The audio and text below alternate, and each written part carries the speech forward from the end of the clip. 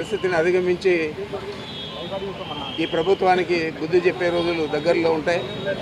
మరి నేను ఒకటే చెప్తా ఉన్నాను, ఒక ప్రజాప్రతినిధులకు న్యాయపరంగా ఇవ్వాల్సిన సౌకర్యాలన్నీ కూడా ఇవ్వాలన్నా పని లేదా? వారిని టెర్రరిస్టుల మాదిరి చూసి ఆ విధంగా మీరు వారిని ట్రీట్ చేస్తారా? ఇది మంచి పద్ధతి అని నేను అడుగుతా ఉన్నాను. ఏదేమైనా కూడా ఈ ప్రభుత్వం తీసుకునే చర్యలన్నీ కూడా మేము ఖండిస్తూ ఉన్నాం.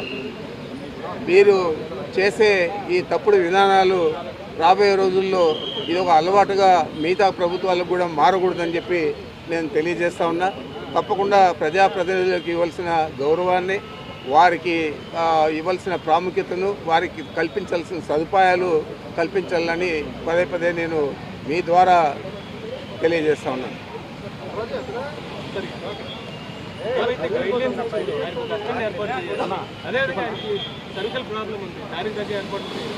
అన్నీ కూడా ముందు మినిమం చేయని నిబంధనల ప్రకారం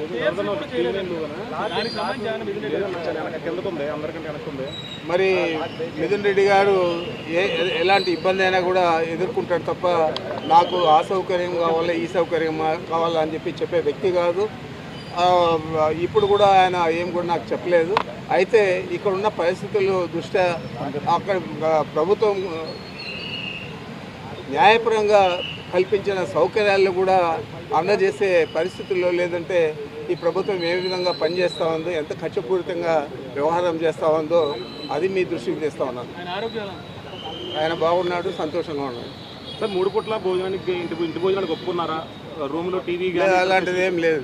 3 పూట్ల భోజనం లేదు. ఒక పూట భోజనానికి ప్రభుత్వం అదే న్యాయస్థానం అది పర్మిషన్ ఇచ్చింది కాబట్టి ఆ విధంగా అలో చేస్తారని నేను అనుకుంటా ఉన్నాను. ఇప్పటికైతే ఏం లేదు. ఈరోజు ఏమన్నా చేస్తారేమో తెలియాలి. పార్లమెంట్ సెషన్ ఖచ్చితంగా నేను చూడాల్సి ఉందని చెప్పి అందరూ పొందుపరిచారు.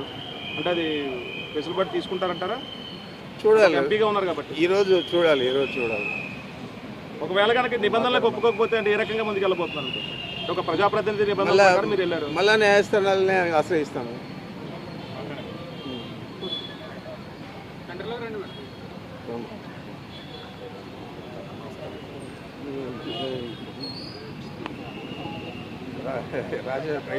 అందరికీ నమస్కారం అండి. ఈరోజు మరి మిథున్ రెడ్డి గారి మీద ఏవైతే మద్యమ కేసులు బనాయించి ఆయన అరెస్ట్ చూపించారో ఇది అక్రమ కేసు, అన్యాయంగా ఆయన మీద బనాయించారని చెప్పి మా వైసీపీ నాయకులం అందరం కూడా తీవ్రంగా దీన్ని ఖండిస్తున్నాం. మా ప్రభుత్వం అధికారం